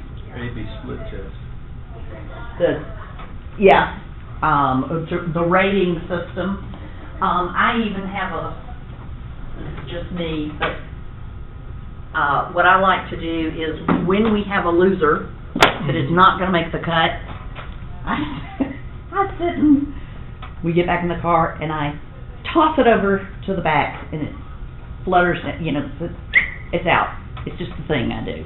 I'm not recommending it, it's just my little gesture of, because buyers are overwhelmed initially, so you're trying to help them wheel it down. It is a process of elimination. They can only buy one house, so it's a process of elimination. Let's do this, and then I'll wrap up with some points. Now, everybody should have an agent pool and a buyer pool. And the difference is, on the buyer pool, there's no contact information for the listing agent. So your client can't call the listing agent and try to do an end run around you. Okay? That's really the difference. And they don't know, they do have the list date. Okay. So what were the 3 things, and what we're going to do is we're going to prep the buyer sheet for them, because we're going to hand it to them with certain things highlighted, and you can mark the same ones on yours so you're ready. What were the 3 questions that Kevin said he always gets asked about each property? How long has it been on the market? How long has it been on the market? Take your highlighter. It's always at the bottom of the page. It's the list date. But actual days on market, right? 20. At the very bottom. You're saying people ask days on market? Right. I mean, it's either or. You could highlight the list date, highlight the days on market. But wouldn't they be the same? Should they be the same? I think people... Whatever language your buyer speaks, if they ask you, so you're here to serve them. That's When they say how long has it been on the market, just say the list date. So quick question, if a house has been under contract and then that contract dissipates and it goes back on the market, is that a reset? No, it's within the listing period. Now, so it's from the original list date. So it still won't necessarily reset the days on market? Well, it's days on market in active status. So it kind of does? Yeah, so it stops. As soon as it goes under contract, it stops. And then if it falls through and they put it back in active status, it continues on. It doesn't go back to 0. It's 21, 22. So those days don't count. I see. So there's Whatever time it's been under contract, Doesn't That- count that's as stop before moment. effective, yeah. Right. But there is a field in the FMLS that'll tell you the total number of days. well, I Mhm. just asked because this property and stuff that we're purchasing was under contract twice. you're telling me And I'm it's- gonna, when I bring the stuff on the board, I'm gonna mention that that's a nice thing to add. Okay, one of the questions was, how long has it been on the market? And they're walking through the house, and this is number 7, and they're just forgetting. How much was this again? Or highlight the list price up at the Price. top. When was this built? Year built is sort of right here on the page. Year built, and I would add, square feet, which is just to the right of year built. And then I would go down to the section that says legal, financial, tax information, and if there is, I go ahead and highlight the taxes, because I find especially my male buyers, how much were the taxes on this? But obviously, I mean, Cobb County, if you're over, 62, Mhm. then you get Pick one. knocked down, right? Mhm. And So that then, can be misleading. I will address that in just a second. And then the other thing is, if there is an association fee, when it says optional, because in this case, in the branches, it is truly, you can choose to join or not. But whatever's gonna help like on your 5 must-haves, I think I said neighborhood pool. So you're highlighting to fit your buyer's, 5 must-haves. So our buyer wants a pool, so I'm gonna highlight that swim tennis, that it's $550 per year, but it's optional. But did they want to pool at the house, or they No. want it in the neighborhood? Look on your 5 must-haves. Neighborhood with pool. Okay. Mhm. So, and then, anything else that they said, like, well, I've gotta have a gas stove in the kitchen. Because when a buyer looks, that's a lot of words, and Yes. so you highlight the things that matter to them. It is a courtesy. And they're gonna tell their friends, oh man, they just made it so easy. They guided my eye right to the things that I cared about. Okay? But what you're saying and stuff is really helpful, because there's the distinction between the buyer and the agent pool, because like I have a person that's coming in from New York and they want to look at properties and stuff, but they're not under my buyer brokerage agreement yet. Mhm. But I can send them things and stuff without them being able to contact. Right. And in FMLS, and I'm pretty sure it's the same in Georgia MLS, when you create a search and you assign it to a contact and then you set it for it to email, the system will only send them the buyer version. They won't send. Oh, really? Mhm. It's programmed that way. So there's an identification from FMLS, just like there is, I think, what was it? It was .loop. If you're not necessarily identified in their system as being a licensed agent, you don't get certain privileges and executive information, basically. Anthony. So when you send them, like you just said, the email drip, they don't send the contact information, they just send... Correct. They have no way of contacting, just like our mobile app, y'all, when it's, personalized, branded to you, your people, as they're driving around seeing property they like, unless they're right there at the sign, obviously they could write it down, but the mobile app is not going to give them any way to contact the listing agent. So this is one of Gary Keller's big things, is to protect you and your hard work that you've done with this client, loyalty to you. If you've worked for them and they buy something, you deserve to get paid. So that guides a lot of the development of all of our technology, is making it, he is real protective of the agents. So other agencies and stuff like that, Caldwell Banker, whatever, Berkshire Hathaway or whatever, it's potentially that they don't protect that proprietary information. No. With FMLS, it's universal. Right. But, for instance, Gary struck a deal with Zillow Trulia. You know how you can pay to be a listed Yes. You know, so Yes. somebody sees a property and there are 3 agents over here, and you unknowingly assume that they're the listing agent, that they're paying to play. Yeah. Gary Keller struck a deal with them. That's not the case with Keller Williams Listing. Well, the first agent will be the listing agent.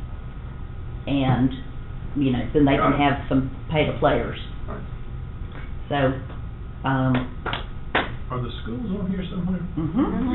up at the, Oh, I got it, I found it. right, okay, yeah, good point though, Pete, because this woman wanted Woodland Elementary, or this couple, so you can highlight, so find, what are the other things? So Pete mentioned, the school, 4 bedrooms. 4 bedrooms, so. Staircase. Back staircase. Hmm? Oh, under, interior, the rear stairs. We have a library. Here. Under the interior. Okay, so Katie's pointing out that it's in this middle section, on the left side, there's a heading interior, and one of the options listed there is rear stairs. So that means there are 2 sets of stairs, but that's what they want. And why would somebody want that, a mom with kids? Because I put my laundry, I put my laundry and things for my child to take upstairs right there. There you go, you stack it on the stairs. Oftentimes those rear stairs go up to where there's a playroom or lunchroom. You know, that's just proximity to the mom's in the kitchen fixing dinner and they're right there. If it is a large house, you know, it could be quite cumbersome to have to go to the stairs that are at the front door to run upstairs to, you know, so it's just a It's convenience. also safe for my child to be up Is there. it code that you gotta have 2 stairs? Oh, No. there was just a phase, and it was when Dunwoody was coming about, that it was real popular. You'll see them a lot in Dunwoody. In office space, you have to have 2. There's code that you have to have 2. So. Yeah. Okay, are there any other must-haves that we haven't highlighted? I just have a question. Uh-huh. In the public description, it says 3 bedrooms plus a fifth. But in the levels, it lists 4, so are there 4 bedrooms, one of them being a bonus room, or are there 5? Okay, let me catch up to you.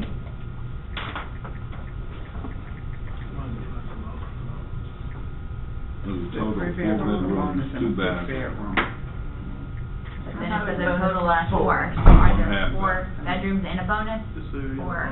Unless they're not including a master suite. That's not good. That's not good, because it's confusing. Discrepancy. Yep. I guess. So, which we'll point out to them. But, yeah, no, I mean, how would I you know? would know if my So buyer's like, we so are there will- 4 we or are will- there 5? Right. Exactly. Oh, that's You would great. think, you would Are think there they bonus say rooms? that it'd be bonus slash 4th bedroom. Yeah. Where's that, where are you reading that at? Right in the middle of the public remarks, smack dab in the middle. You see where it says 5th bedroom? 3 I think bedroom. It says because 3 it's bedrooms, after bonus. master suite. This is Phil. Mhm. I think I they're. think Yeah, like in addition to aren't they master. saying that the bonus room could be a bedroom?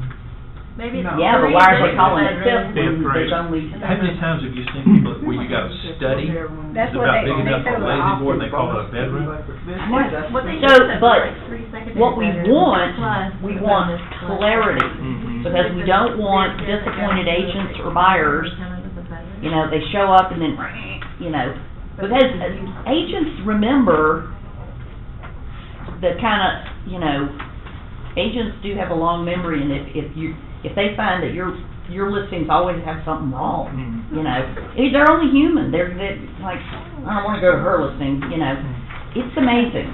So, when we teach you how to do listings, we're gonna be accurate, and we're gonna, I mean, I was using a service to just put in input listings for me at one point, and they're like, you are the most complete, I mean, I answered every question, I filled in every blank, that's me.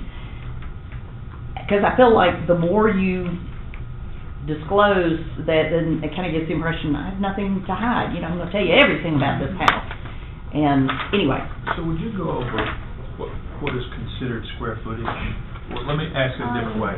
If you got a finished basement, is that square footage? Okay.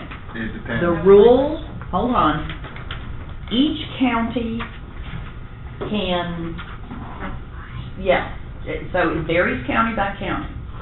Appraisers, which really, that matters because a lender's not gonna lend more than what the appraiser says the house is worth, okay? They consider it's above grade conditioned space, is living space, and if it's below grade, meaning, even if there's like a, basement that's below dirt, that's not supposed to be included in the square footage. Not everybody follows that. So if you got a bedroom down there. Yep, it that's not a doesn't bedroom? matter, you can count it as bedroom, but it's not supposed to be counted in the square footage.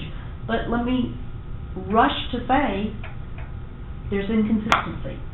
Right. So what you look at, like, sometimes you have to look at the other things that are sold in the neighborhood to sort of, and you can dig into the tax records, typically. But the tax records mean they pulled a permit. Right, that's what I wanted to mention to him. So if you buy a property, and I know you're pretty technical, right? So if you buy a property and stuff and it's got an unfinished basement, right? So the fella goes ahead and he finishes his basement, and he wants to potentially tell his listing agent stuff like that, I got an extra 1,500 square feet. Right. But you're gonna be pulling, for your buyers, you're gonna be Right. pulling tax records and stuff. Right. So unless a permit is pulled, it's not recognized. Then they as haven't livable square updated, footage. the Right. county hasn't So- updated their records. Right, so the county would. Well, and they didn't pull a permit because they don't Right. pay taxes on So it. if he represented a buyer client and stuff, and they wanted to say, well, my basement adds another 1,500 square feet, you as the buyer client would be like, well, I'm sorry, that's not registered and stuff with the county. So you can't get that as additional livable square footage. And some agents would potentially list it in there as additional square footage, but if they haven't basically registered with the county, that's not right. Well, Right, and it's not right, but in the end, we are trying to get our client under contract with a property that they really want. So what it's gonna mean is extra work on your part, doing research to verify, because in the end, it doesn't matter whether the agent was right or not to include the basement square footage. Right, What does your client want? right. Does your client want a finished basement and stuff? Yeah. So we can, it is a frustration of this business that there is not consistency What in I how saw- nothing governs this. Nothing governs What it. I saw in the FMLS is it explicitly asks you, how did you come up with the square footage? Yeah, From they the try. owner or from the tax records? And they try. And in Georgia MLS, it actually, you break out your square footage above grade and below grade. So at least they've got that angle of like where you're, says, 3,500 square feet, but 1,500 of it is below grade, so basement, anyway. Because we're trying to help our clients compare apples to apples and get their 5 must-haves. So sadly, some listing agents take liberties, maybe at the insistence of their clients. So you may, if it just looks not right to you, search the records of the neighboring homes to get, and it's not about winning the argument. It's about finding your client what they're looking for. And I hate to ask this question, it's a technical question, but there used to be like a relist and stuff that was attached to FMLS that gives you a little bit more of a chronological order. Is it still? there. Yeah, you can go. Realist 101 and Realist 201, those are 2 courses they offer at FMLS. And that's unless, there's no. That would help you with But again, property. they're pulling from the Yeah. tax They're pulling records, from tax which Yeah, remind us the same. misses the non-permitted Right. stuff. I mean, yeah, so y'all, you got one hand tied behind your back in some cases. Don't worry about it. Find your client what they want. And it makes you take extra time. Okay, I have a few points that are really, they're not my points, but they're good and will help you when we're going through the house. And we're talking, we're not really having commentary, remember, because of the surveillance equipment, but you can ask them, what would you change about this house? As long as they don't go off, you know, I'd take that wallpaper down. You know, I mean, you're looking more for, I'd, update the bathroom or generic kind, but it's a talking point. What would you change about this house? One of the points that they make is there's a difference between a benefit and a feature. A feature is, A gas stove, marble. a gas stove, marble around the fireplace, you know, stacked stone fireplace. Lovely. And listing agents, you can put those things on cards and notice this, notice that. It's a Genair range or whatever. But as the buying agent, you want to turn that into, okay, that's a feature. You want to talk about what's the benefit and tie it to their 5 must-haves. Let's say the listing agent has a feature saying level backyard. And one of their things was that they've got toddlers and they want a space for a swing set. Oh, look, it's got a level backyard, so you can put that swing set that you want to get. So this is your sales strategy, is to take the features of the house and if they do, convert them to a benefit because of what your client's looking for. So again, that's, you know, listening to your client, but that's a real skill. And we're also get them under contract, and they're just dazzled, you know, with all the, you know, pretty stuff and the, you know, granite, whatnot. Bring them back to, you know, do these features that are so cool, do they result in the benefit that they said they're looking for? Okay. After each showing, ask if they want to purchase that home. You know, it sounds funny, but we're trying to eliminate. We're trying to eliminate. So we're down to the one. And so you have to kind of force them to admit, no, I wouldn't buy this house. You know, so that goes along with the rating, 1 to 5, 1 to 7, 1 to 10, whatever you want to do. But you're forcing them, you have to educate them, you know, first time you go out. Okay. Here's the scenario. At the end of the day, nothing, right? There's no cream that rises to the top.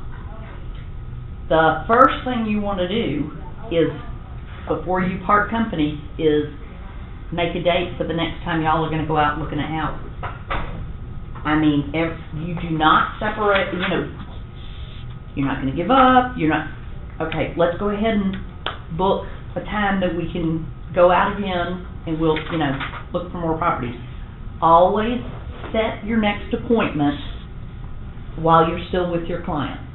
Because they go away and then they're disappointed because they didn't find the one, and next thing you know, you can't get a hold of them. Okay? Set that appointment. Then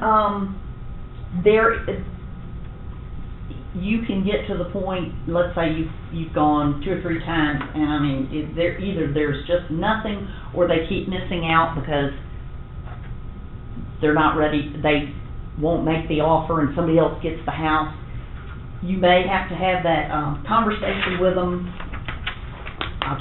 This is on page 29.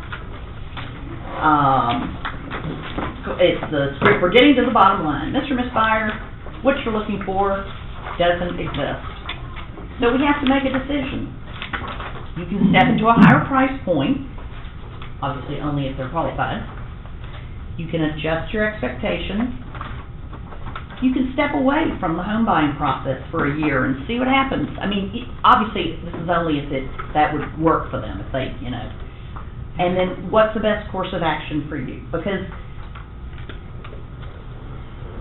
you know, they're just frustrated. So, do mark this. This is page 29. You're going to be frustrated too. You put time and effort. So, it's either to get what they want, they either go out, further out, up in price, we can revisit our expectations, or just put it on hold, and if they say they want to do that, you don't hang up or whatever until you've agreed when you're going to follow up with them, and you put it in your calendar. Was there another scenario we were gonna talk about, and then we'll You know, pack just up? quickly speaking and stuff like that, I mean, that's what you're touching on is making sure that they're raving fans of yours. And so, if they're discouraged and stuff, you know, you can't be discouraged. You have to be proactive and stuff, just like you're saying. My folks, Stay in solutions. yeah, That's the so my folks expression. and stuff like that, you know, I was like, hey, don't be discouraged and stuff, you know, this is a process. You know, they went out of town for a week and stuff, but in that interim, you know, I moved into 2 additional lists for them, you know, within their interest and their radius. And so I made sure that it was calendared, and then I made sure I knew when they were coming back into town, and we did it. And That is you be the proactive one. yep, you On got the you got to lead, appointments. you got to lead them, and that's about energy. You can't get discouraged and stuff, and that's where you create, like you said, the raving fans. Mm-hmm. Diana Kokoska, who is the inventor of Bold and a lot of the curriculum, she will say every time you go out, are you ready to buy a house today? Or condo. I mean, just start the day off, are you ready to buy a house? That kind of gets back to teeing up. So, yes, enthusiasm, happiness.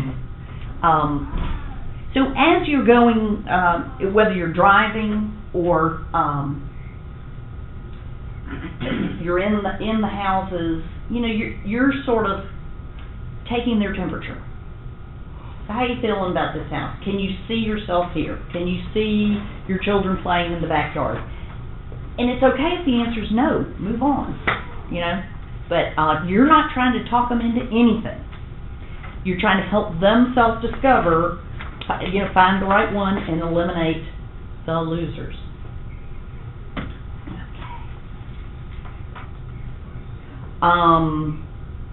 Had another thought I wanted to share before we go.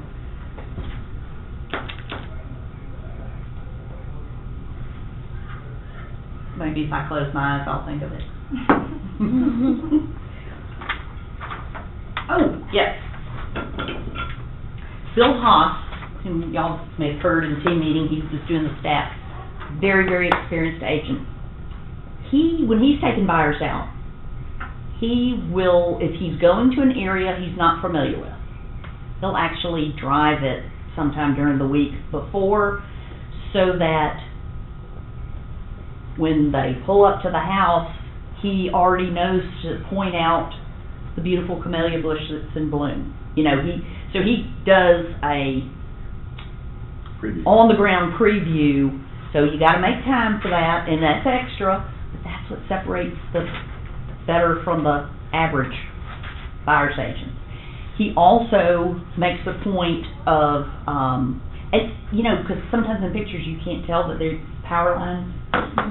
So that's something that Toshma does that too. She, you know, drives by, she tries to even go see, as long as nobody's living there, her, so I mean, she is just such a value add. I mean, she works for her clients.